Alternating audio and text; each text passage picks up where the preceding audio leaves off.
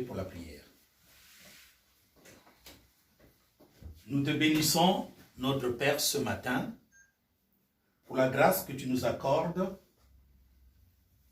en nous rassemblant devant toi. Nous te prions pour que tu nous remplisses de ta force et de ta puissance.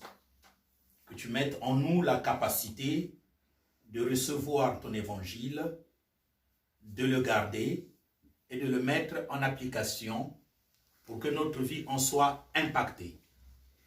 Que la grâce du Seigneur repose sur ceux qui croient, ceux qui aiment l'évangile et ceux qui se donnent pour le progrès de l'évangile et la formation du royaume du peuple des saints du Très-Haut. Partout où vous êtes en train de nous suivre, soyez bénis par le précieux et puissant nom du Seigneur Jésus-Christ de Nazareth. Que cet évangile que nous allons apporter aujourd'hui soit accompagné par des signes, des miracles, des prodiges, de la guérison corporelle, de la guérison dans l'âme et même la libération de l'esprit. Qu'en ce jour, le Seigneur s'occupe de chacun de vous, qu'il manifeste les dons spirituels selon son bon vouloir et qu'il opère au travers de vos maisons, au travers de votre vie, car votre vie est le temple du Saint-Esprit, comme le dit la parole de Dieu, qu'il opère ainsi des grandes choses qui vont transformer votre compréhension de votre vie, qui vont transformer la compréhension de vos relations entre les hommes et qui va bénir profondément votre marche vers la nouvelle naissance, pour ceux qui sont déjà nés de nouveau, vers la sanctification, la croissance spirituelle, le brisement spirituel et la perfection. Merci notre Dieu, parce que nous savons que tu vas le faire, car tu es un Dieu fort et tout-puissant, et tu as toujours réalisé des choses extraordinaires. Pour ceux qui sont ici, que la grâce de Dieu repose sur vous, parce que vous êtes entrés dans le champ, car sans vous, nous ne pourrons faire de grandes choses devant le Seigneur. Béni soit le Seigneur notre Dieu, soyez bénis dans vos maisons, maintenant et à jamais, dans le précieux et puissant nom du Seigneur Jésus-Christ de Nazareth. Amen. Amen. Vous pouvez vous asseoir. Nous allons aujourd'hui continuer notre service de questions et de réponses. En réalité, j'ai prévu de répondre à une question. Je fais partie d'un groupe WhatsApp dans lequel on a présenté un enseignement que je vais vous reproduire tout à l'heure. Et je vais vous le faire écouter. Vous-même, vous serez témoin de ce qu'il se passe sur la terre. C'est un grand serviteur de Dieu. Grand serviteur de Dieu par rapport à ce que les hommes disent. Parce que d'après la parole de Dieu, le grand serviteur de Dieu n'existe pas. Sinon, l'homme que Dieu a envoyé, ou les hommes que Dieu a envoyés. Amen. Donc, je vais vous faire écouter un dialogue, une chose merveilleuse, un service de questions et réponses que le pasteur Marcelo Tunassi a eu dans une église qu'il a visitée. Et nous allons suivre cela. Nous allons aussi suivre ce que pense le monde, entre guillemets, chrétien. Je précise très bien, le monde chrétien. Parce que nous sommes des enfants de Dieu, des disciples, des saints, des messies, des sauveurs, des Christ, des fils et filles de Dieu. Amen. Des élus, des appelés, des frères et sœurs en Christ. Nous sommes tous cela, sauf que nous ne sommes pas des chrétiens. Amen. Parce que nous devons suivre la parole de Dieu Amen. et non la parole des hommes. Donc tout à l'heure, je vais vous présenter comment de la Bible on sort de la Bible tout en prétendant être dans la Bible. Alors, d'après la saine doctrine, on appelle cela des fables. C'est-à-dire présenter la Bible d'après des interprétations particulières aux serviteurs et servantes de Dieu. On appelle cela des fables. Et les fables sont spirituellement mortelles. Amen. Parce que les fables, c'est l'apostasie. Et donc, pour vous rassurer sur ce que je vais faire, car, en effet, il faut toujours que sur la terre, il y ait un défenseur de l'évangile. C'est très important que je vous le dise. Je vais vous le montrer, séance tenante. Nous allons prendre un texte de la Bible dans 2 Timothée, chapitre 4, versets 1 à 5. Tu nous fais la lecture, frère. 2 Timothée, chapitre 4, versets 1 à 5.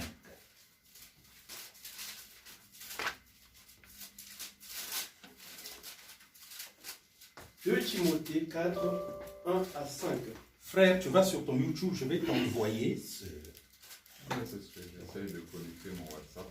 « Je t'en conjure devant Dieu et devant Jésus-Christ, qui doit juger les vivants et les morts, et au nom de son avènement et de son royaume, prêche la parole, insiste en toute occasion, favorable ou non, reprend, censure, exhorte, avec toute douceur et en instruisant.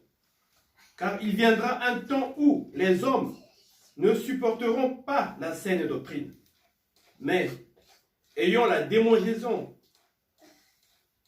d'entendre des choses agréables, ils se donneront une foule de docteurs selon leurs propres désirs, détourneront l'oreille de la vérité et se détourneront vers les fables. Amen. Et se tourneront vers les fables. Et se tourneront vers les fables. Bien. Alors, le problème, je suis en train de le circoncire. Nous avons, nous tous, la Bible. Vous l'avez, vous aussi. Seulement, la Bible a été interprétée de différentes manières au travers des âges, depuis, je puis être conscient, le 4e siècle, avec l'avènement, n'est-ce pas, du catholicisme. Je vais vous faire un rappel. Le Seigneur Jésus-Christ est apparu sur la terre au 1er siècle. En l'an 50, nous avons le premier récit apporté par Matthieu. Tout au départ, le premier livre, c'est le livre de Matthieu. En l'an 50, Matthieu va faire le récit de la vie du Seigneur Jésus-Christ depuis que le Seigneur l'a connu lui. Parce que lui, il était un péager, un administrateur de l'Empire romain. Il savait lire et écrire. C'était quelqu'un du fisc. Un péager, c'est quelqu'un du fisc. Il travaillait aux impôts de l'Empire romain. Amen. Donc le Seigneur l'a pris à cause de ses talents-là. Il sait écrire, il travaille dans l'administration romaine, il sait rendre les comptes, il sait faire des expertises. Donc je le prends comme disciple, je vais l'établir comme apôtre, je suis certain qu'après moi, il fera un rapport. Il a fait un premier rapport que nous avons dans le livre de Matthieu. Alors, quand il fait son rapport dans le livre de Matthieu, il va faire quelque chose qui est d'une importance capitale. Il va écrire les événements de la transfiguration. Je vous rappelle, lui n'est pas parti sur la montagne. Le Seigneur Jésus est allé avec Jean, Jacques et Pierre. Matthieu n'est pas parti sur la montagne. Mais il a fait le rapport. Ce qui signifie que Jean, Pierre et Jacques qui ont été avec le Seigneur ont rapporté cet événement aux apôtres seulement. Et Matthieu a pris l'expérience de Jean, Jacques et Pierre et l'a écrite. C'est ce que nous allons lire dans Matthieu chapitre 17, versets 1 à 13. Lecture. 6 jours après, Jésus prit avec lui Pierre, Jacques et Jean, son frère, et il les conduisit à l'écart sur une haute montagne. Il fut transfiguré devant eux. Son visage resplendit comme le soleil, et ses vêtements devinrent blancs comme la lumière. Et voici, Moïse et Élie leur apparurent, s'entretenant avec lui. Pierre, prenant la parole, dit à Jésus, « Seigneur, il est bon que nous soyons ici. Si tu le veux, je dresserai ici 3 tentes, une pour toi, une pour Moïse et une pour Élie. » Comme il parlait encore, une nuée lumineuse les couvrit. Et voici une voix fit entendre de la nuée ces paroles. « Celui-ci est mon fils bien-aimé, en qui j'ai mis toute mon affection. Écoutez-le. » Lorsqu'ils entendirent cette voix, les disciples tombèrent sur leurs faces et furent saisis d'une grande frayeur. Mais Jésus, s'approchant, les toucha et dit, « Levez-vous, n'ayez pas peur. » Ils levèrent les yeux et ne virent que Jésus seul. Comme ils descendaient de la montagne, Jésus leur donna ce ordre. Ne parlez à personne de cette vision, jusqu'à ce que le Fils de l'homme soit ressuscité des morts. Les disciples lui posèrent cette question. Pourquoi donc les scribes disent-ils qu'Élie doit venir premièrement? Il répondit, il est vrai qu'Élie doit venir et rétablir toutes choses. Mais je vous le dis, qu'Élie est déjà venu, qu'ils ne l'ont pas reconnu et qu'ils l'ont traité comme ils ont voulu. De même, le Fils de l'homme souffrira de leur part. Les disciples comprirent alors qu'il leur parlait de Jean-Baptiste. Amen. Amen. Amen. Bien. Donc nous sommes en l'an 50 après Jésus-Christ. C'est-à-dire que le Seigneur est mort à l'an 30, 20 ans après. Dans la manière d'agir dans le ministère au 1er siècle, juste après que Matthieu ait écrit ceci, c'est-à-dire que ce que toi et moi nous avons reçu comme les livres de Matthieu, ce n'était pas dans une Bible comme toi et moi nous l'avons. Parce que la Bible telle que toi et moi nous l'avons regroupée comme ça, cela a été regroupé à partir, n'est-ce pas, des manuscrits de Saint Jérôme. Ceci a été regroupé en Allemagne à partir des manuscrits de Saint Jérôme. Lorsque Matthieu a écrit, c'était une lettre manuscrite, donc des pages qui ont constitué Matthieu. Et au 1er siècle, on devait prendre cela et faire un autre exemplaire. Donc, il y aura un copiste qui va recopier ce que Matthieu a écrit, exactement en langue grecque, pour l'envoyer auprès d'autres églises. Donc, ce que Matthieu a écrit reste là, avec Matthieu. Un copiste ou plusieurs copistes peuvent recopier ce que Matthieu a présenté devant eux, et on envoie à Éphèse, on envoie à Lystre, on envoie à Jérusalem, on envoie à Thessalonique. C'est comme cela qu'au 1er siècle, ça se faisait. Quand ceci est arrivé auprès des gens, qu'est-ce que vous avez remarqué?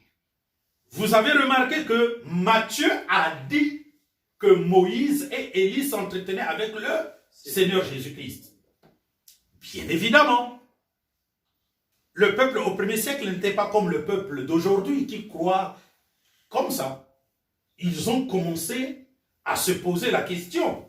Mais comment se fait-il que Moïse parlait avec Jésus?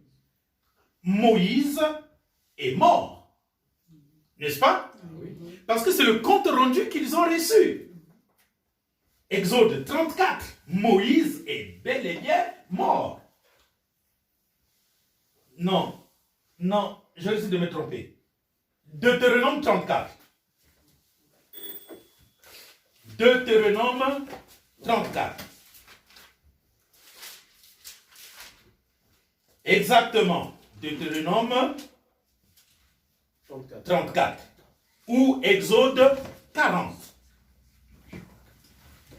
Verset 5, il est écrit: Moïse, serviteur de l'Éternel, mourut là, dans le pays de Moab, selon l'ordre de l'Éternel. Exactement. Donc, ils ont déjà des manuscrits.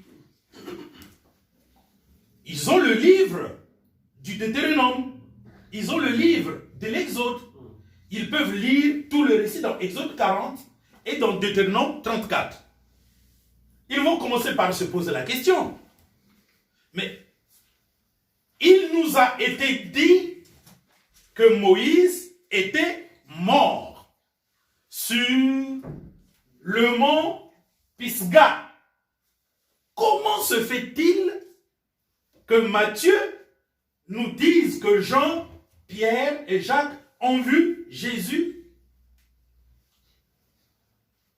Comment cela se fait-il qu'ils ont vu en plus de Jésus qui parlait avec Moïse et Élie?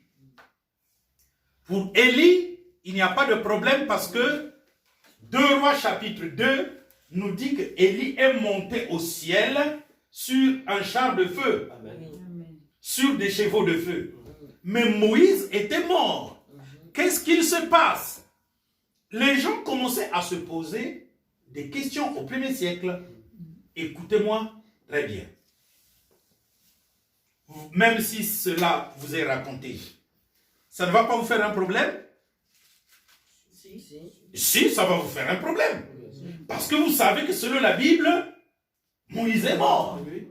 Mais comment un apôtre peut-il dire que Moïse et Élie parlaient avec Jésus? Il y a un problème. Donc le peuple de Dieu, c'est comme cela qu'il marche. Ce n'est pas parce que Matthieu est un apôtre que nous allons tout considérer. Nous devons nous poser la question. Ah non, quelque chose ne va pas. Moïse est mort. On se comprend. Donc, c'est comme ça que marche le peuple de Dieu. À tel point que nous allons vous citer un texte de la Bible, Actes des Apôtres, chapitre 17, verset 11. Actes des Apôtres, chapitre 17, verset 11.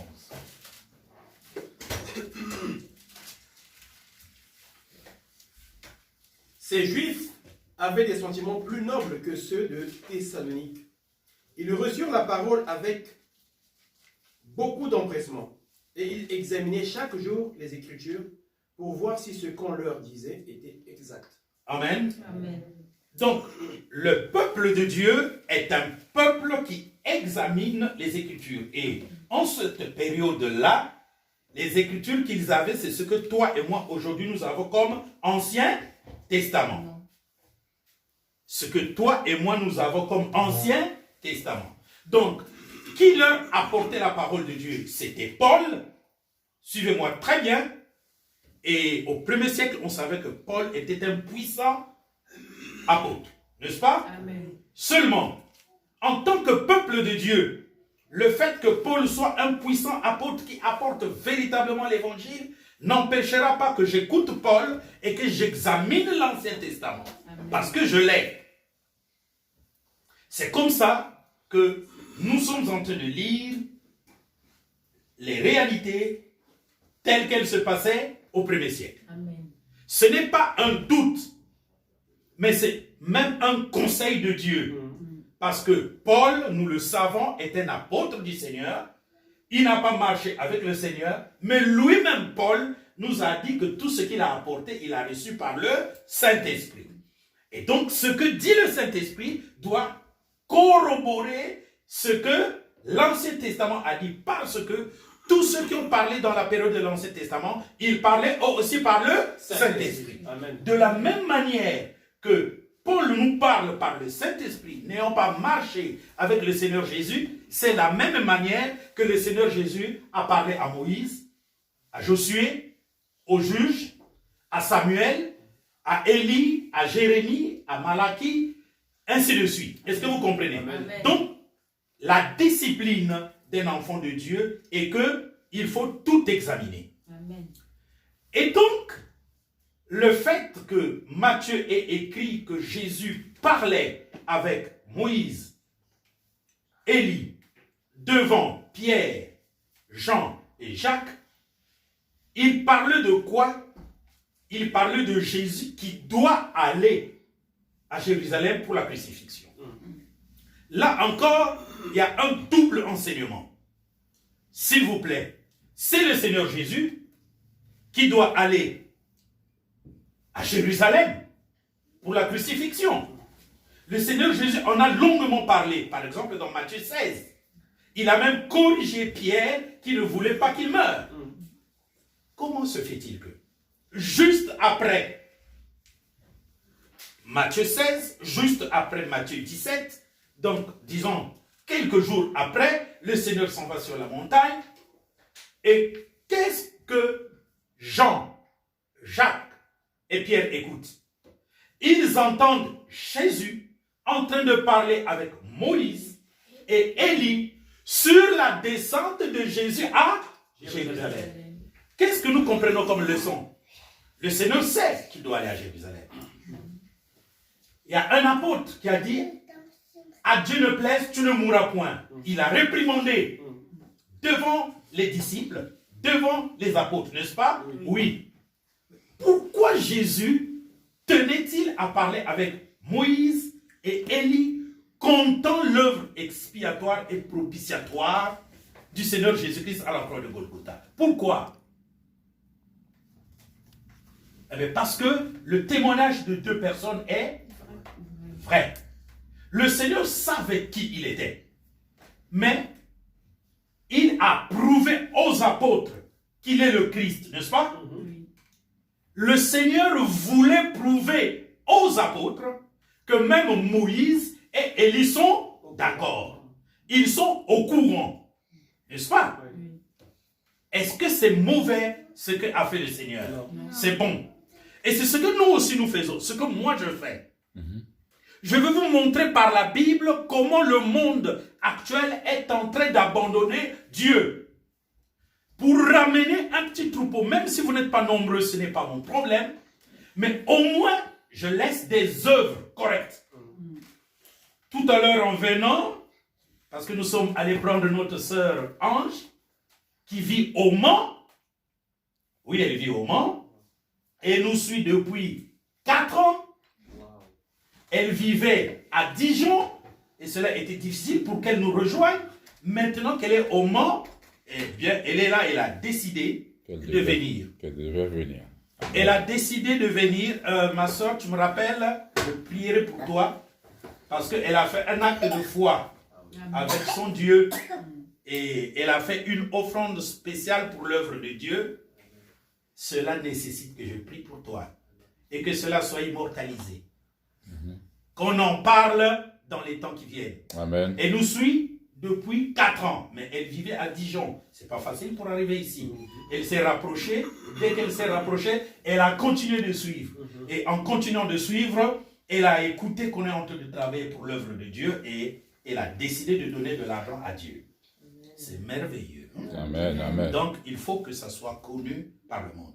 Donc, pendant qu'on est parti la chercher, j'écoutais encore une prédication que j'ai faite à Montfermeil. Il y a quasiment 10 ans de cela. 10 ans. Et je me suis dit, mon Dieu, combien, si vous qui êtes avec moi, vous êtes ingénieux, on peut faire que le monde suive véritablement ce message.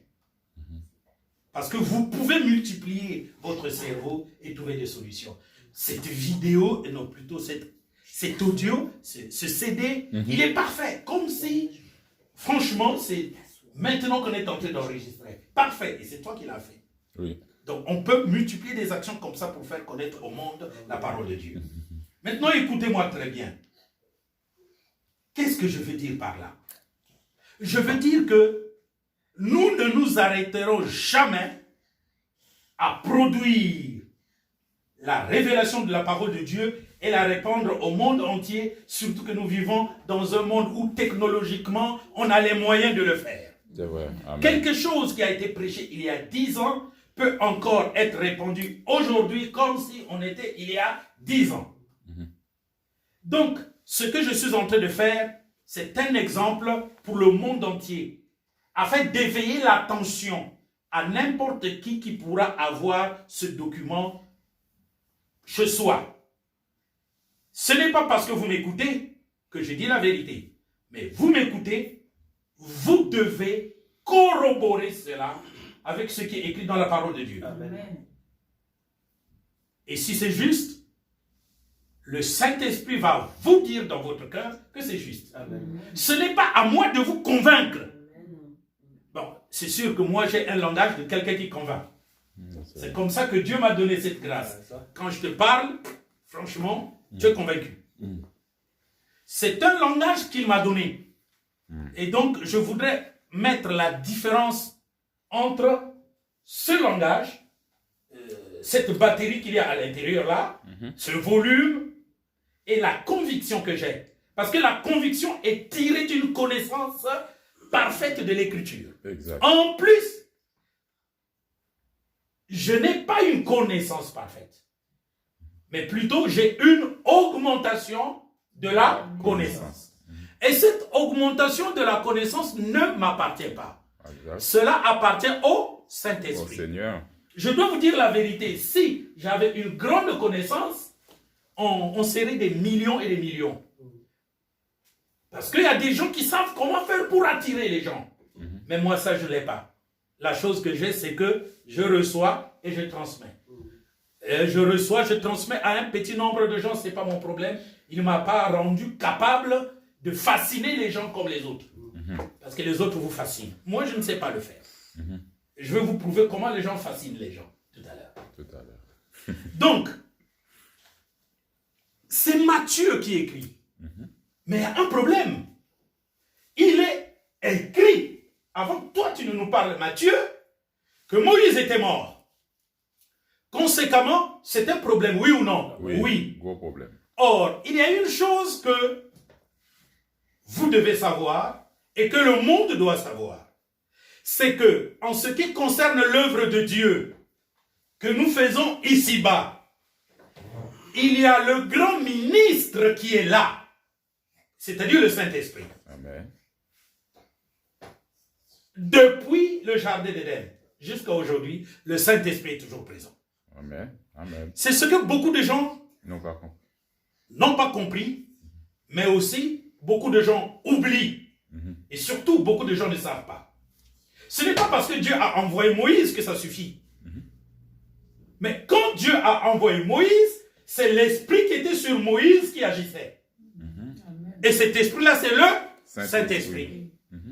Quand Jésus a choisi Matthieu, c'est le Saint-Esprit, sans mesure, qui a choisi Matthieu. Le Saint-Esprit qui était sur Adam, sur Abel, sur Ève, sur Seth, sur Noé, sur Moïse, sur Jérémie. C'est ce Saint-Esprit qui a choisi Matthieu. Matthieu. Et donc, quand le Seigneur Jésus se rend sur la montagne, le Saint-Esprit contrôle toutes choses. Tout à fait. Quand Matthieu se met à écrire, le Saint-Esprit contrôle la rédaction de Matthieu. Amen. Moi, j'écris sur les œuvres de Dieu, je sais ce que c'est. Matthieu pouvait bien notifier cette chose. Il ne l'a pas fait. Parce qu'il était sous le contrôle du Saint-Esprit. Car le Saint-Esprit voulait mettre l'unité de l'Esprit Et il voulait aussi éprouver les enfants de Dieu s'ils suivent vraiment ce que les apôtres vont leur donner comme communication. Et donc le fait que la présence de Moïse et d'Élie sur la montagne de la transfiguration ait fait poser les questions aux membres de l'église du premier siècle, le Saint-Esprit était d'accord, il comprenait que l'église est véritablement en train de s'édifier, de se former, de se créer selon son vouloir à lui. Parce que l'épreuve qu'il a mise là, le peuple l'a retenue. Il se pose la question, mais attends, il y a un problème. Donc Dieu a dit, ah voilà, vous suivez. Et donc, 18 ans après, ce questionnement ayant rempli quasiment le monde du premier siècle, il est venu parler au prophète Jude. Vous savez qui est le prophète Jude? Je profite de vous le dire. C'est un frère de Jésus. Le prophète Jude est un frère de Jésus. Mais Jésus n'avait pas de frère. Donc, c'est un cousin maternel de Jésus. Parce que la grande sœur de Marie s'appelait aussi Marie. Là encore, le Seigneur a voulu qu'il en soit ainsi. Écoutez, quand je dis le Seigneur a voulu qu'il en soit ainsi, ça ne veut pas dire comme les gens nous critiquent. Non, vous voulez que tout soit fait par le Seigneur. Non, je peux vous démontrer pourquoi il a voulu ainsi. Ce n'est pas que nous voulons toujours que... Non, c'est le Seigneur. Exactement. Le Seigneur contrôle toutes choses. Même les questions que les gens se posent sur nous, même les injures que les gens nous injurient, le Seigneur les contrôle. L'être humain ne peut pas l'accepter. Malheureusement, c'est ça. Il arrivera un moment où chacun se trouvera devant le Christ et il rendra les comptes. Donc, la grande sœur de Marie avait pour nom, la grande sœur de Marie, mère de Jésus, avait pour nom Marie. Et c'est pour cela qu'on l'appelait Marie, femme de Cléopas. Cléopas, c'est l'un des deux disciples sur le chemin d'Emmaüs. Vous avez compris. Donc, Cléopas et Marie avaient 4 garçons et des filles. Vous pouvez trouver leur nom dans Marc chapitre 6, 1 à 6. Marc chapitre 6, 1 à 6. Voilà. Et donc, il est allé parler à Jude pour dire, dis ce que nous allons vous lire. Jude, verset 9.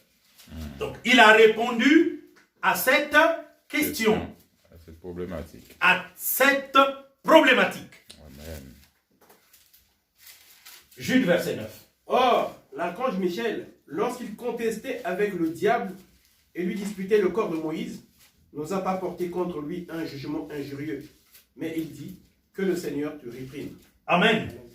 Donc, le Saint-Esprit, sachant qu'il y a un problème sur la terre, dans l'Église, à propos de Moïse, a dit à son prophète Jude, écrit ce qu'on vient de lire. C'est la réponse. Et donc, cette lettre-là de Jude a aussi tourné dans toutes les églises au premier siècle.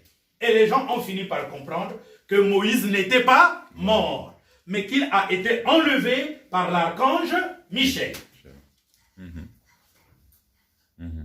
Donc, les problématiques qui se posent à propos de l'œuvre que nous réalisons dans le Seigneur, notre Dieu en est au courant et il répond toujours. Amen.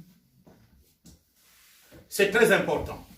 Amen. Amen. Maintenant, il y a une deuxième chose d'une importance capitale.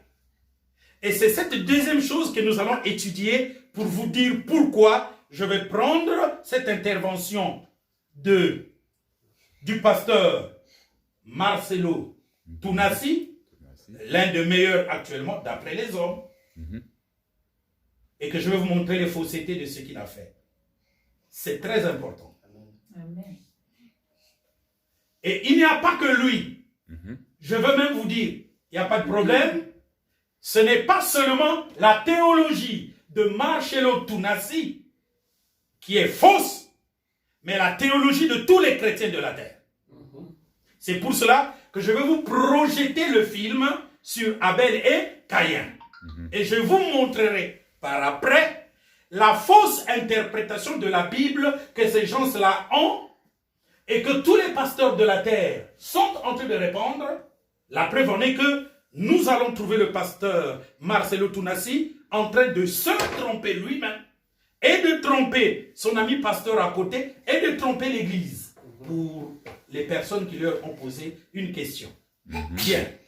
La deuxième chose, c'est laquelle? Nous allons prendre dans Matthieu chapitre 27. Matthieu chapitre 27. Amen, amen, amen. Je crois du verset 50. Matthieu 27. Je crois du verset 50.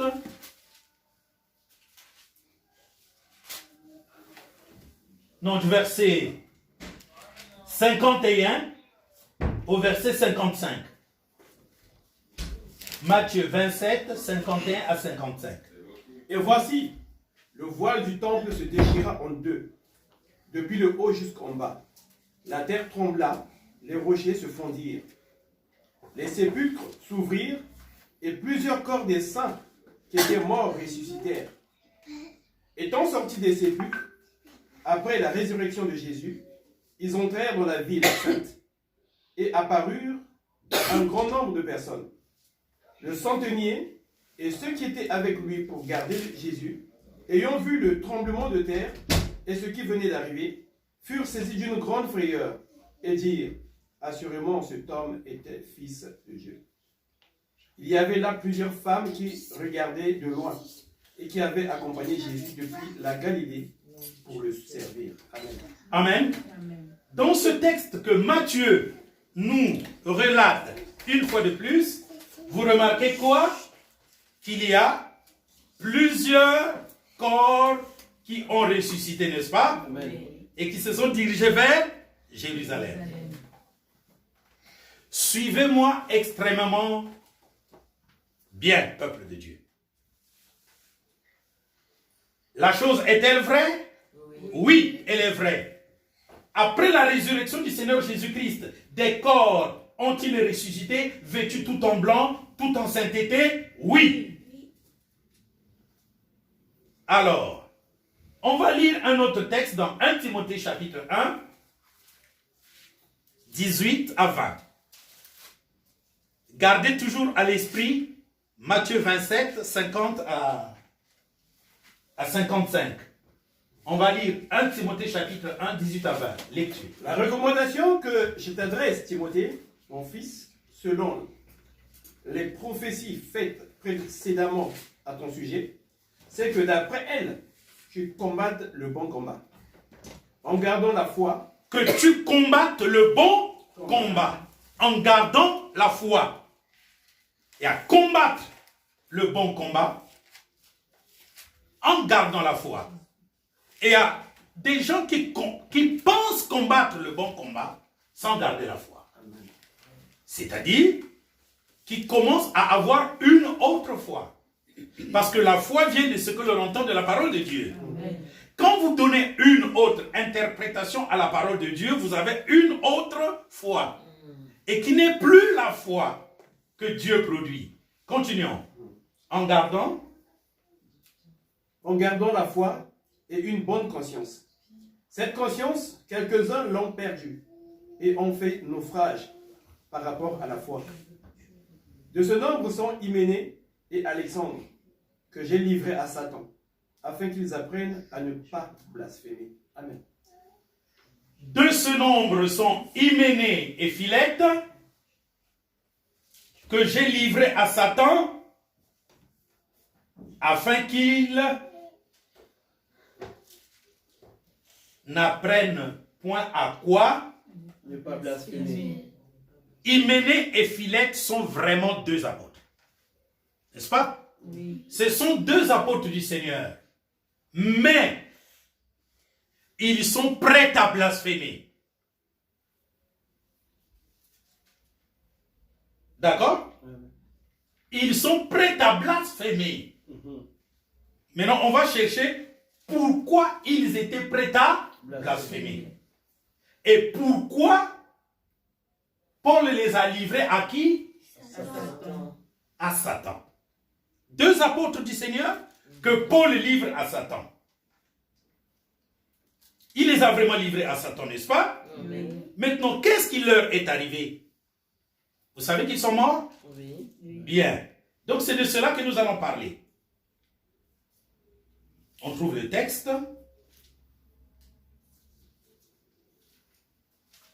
2 Timothée chapitre 2.